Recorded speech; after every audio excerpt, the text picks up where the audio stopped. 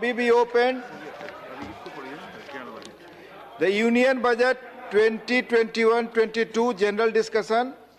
माननीय श्री कपिल सिब्बल जी। सभापति महोदय, सबसे पहले तो मैं वित्त मंत्री जी को मुबारकबाद देना चाहता हूं कि उन्होंने अपना तीसरा बजट पेश किया।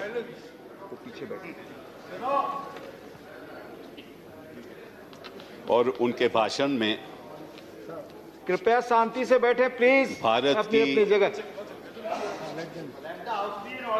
प्लीज, कृपया अपनी अपनी जगह बैठे, लॉबी में खड़े होकर बात न करें। माननीय मंत्री जी प्लीज, लॉबी में प्लीज। हाँ, जैसे मैंने कहा कि सबसे पहले मैं वित्त मंत्री जी को मुबारकबाद देना चाहता हूं कि उन्होंने अपना तीसरा बजट पेश किया। और बजट में शुरुआत में ही मंत्री जी ने भारत की आत्मनिर्भरता की बात की। कोई ऐसा नागरिक नहीं होगा, कोई ऐसा सदस्य नहीं होगा जो ये नहीं चाहता हो कि भारत आत्मनिर्भर हो। हम सभी चाहते हैं, ये हमारा सपना है।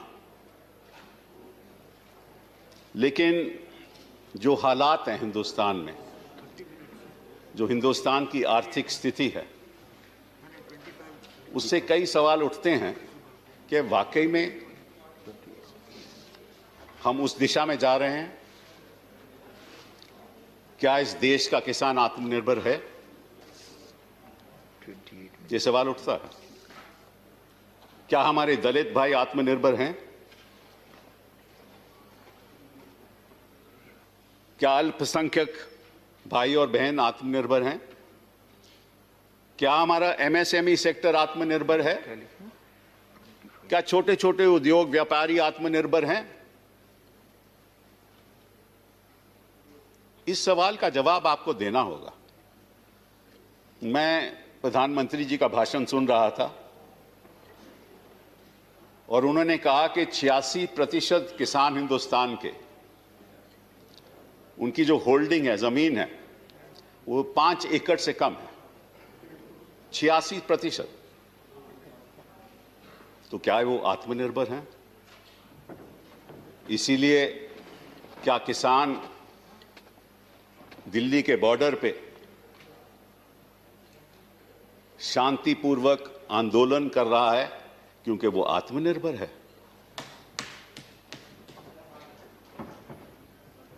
ये सवाल का आपको जवाब देना होगा।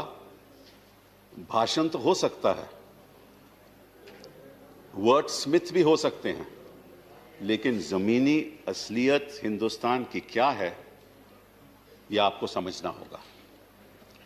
एक गरीब आदमी सोचता होगा कि मेरी छोटा सा घर है, छोटी सी दुनिया, मुझे तो उड़ना सिखा दे, नामुमकिन को मुमकिन बना दे। वो ऐसी उड़ान चाहता है कि वो आत्मनिर्भर हो। तो पहली बात तो ये, और कुछ मैं आंकड़े आपको बताऊंगा जिससे साफ जाहिर होगा कि ये एक खोखलापन है।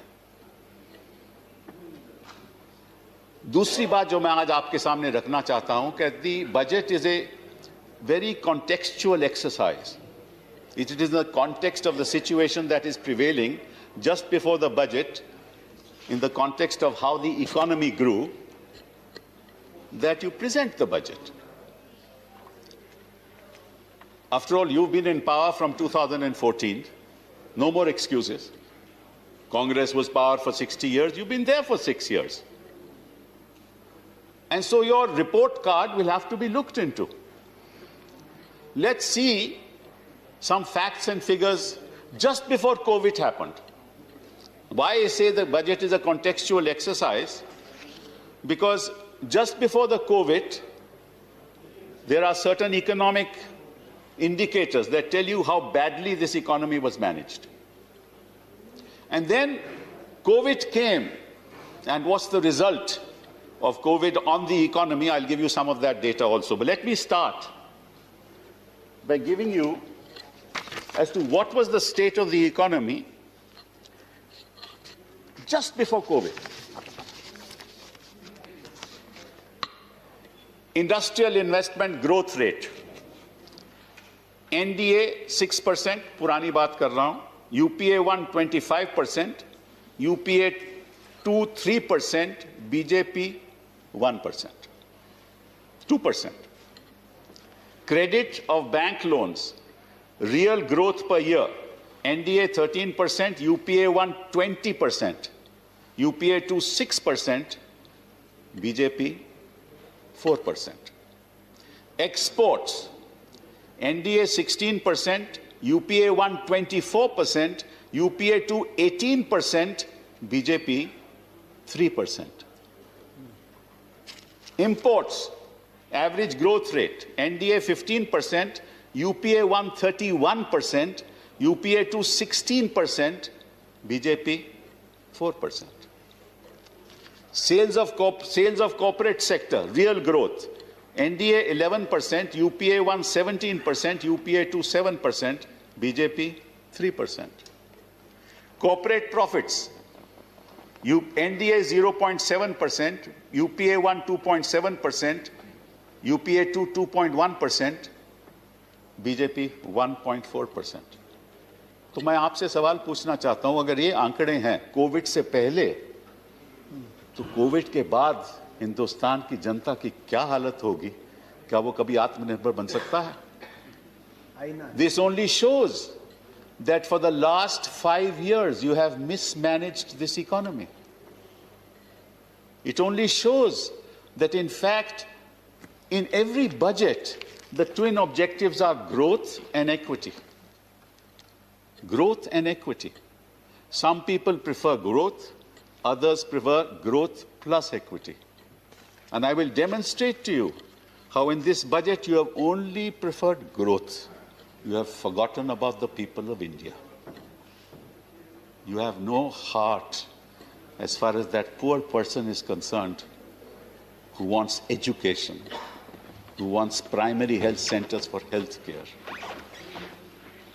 The MSME sectors have lost 35%.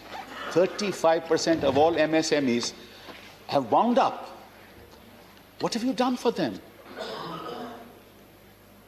Now, let me give you another scenario as to what has happened during the pandemic and what is the state of the economy during the pandemic in 2021.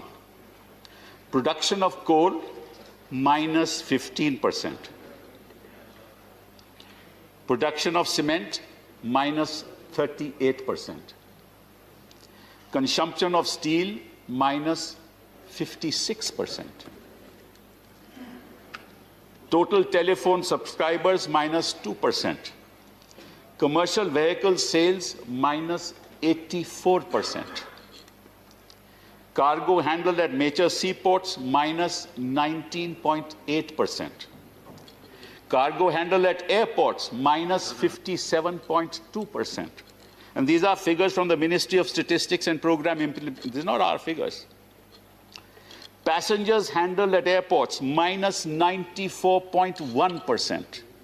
Railways net ton kilometers, minus 26.7%. This is Atmanirbharta for you. How does this government justify what it has done? How has it handled the economy? What has it done for the poor? What are the allocations made for the poor? The problem is that there is what is called jugglery of data. You are perpetuating a rigged economic system, and I will demonstrate that. You're establishing an oligarchic economic order, and I will establish that. Just one data you should know.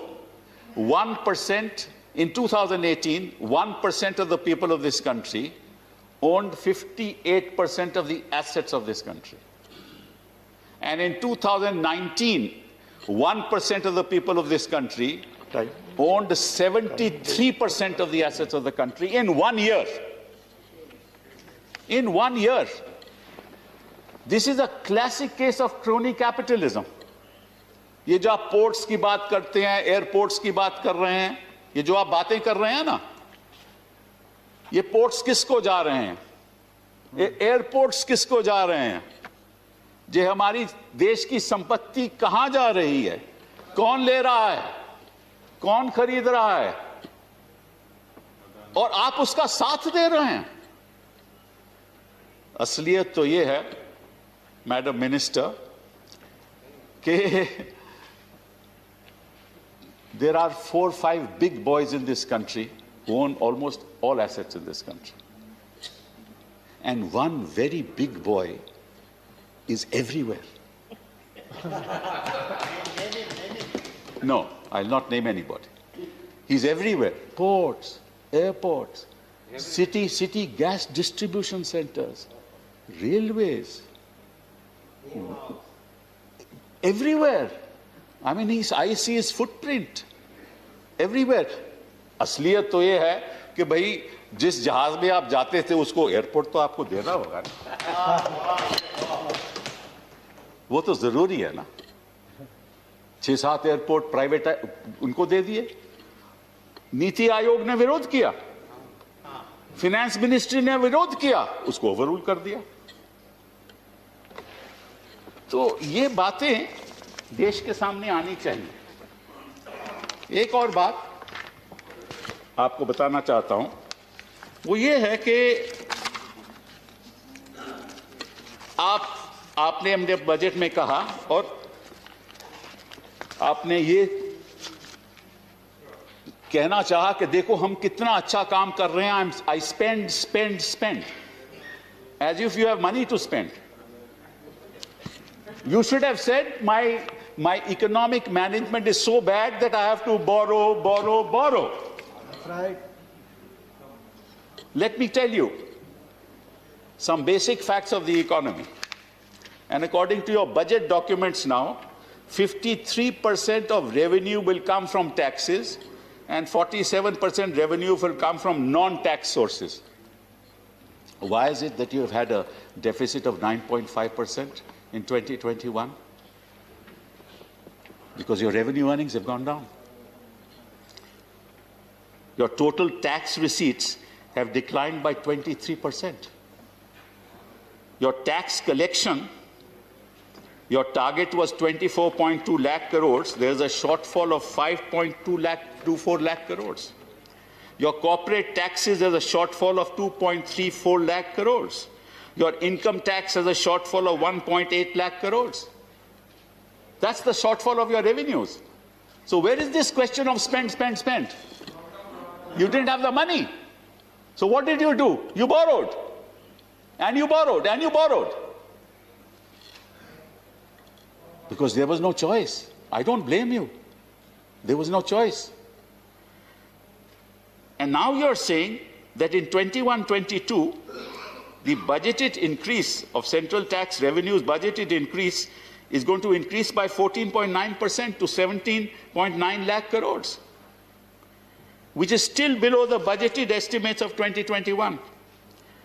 And further, all this projection is against a backdrop of an expected increase in nominal GDP of 14.4% or real GDP of 11%, which in fact has plunged to minus 7.7% in 2021.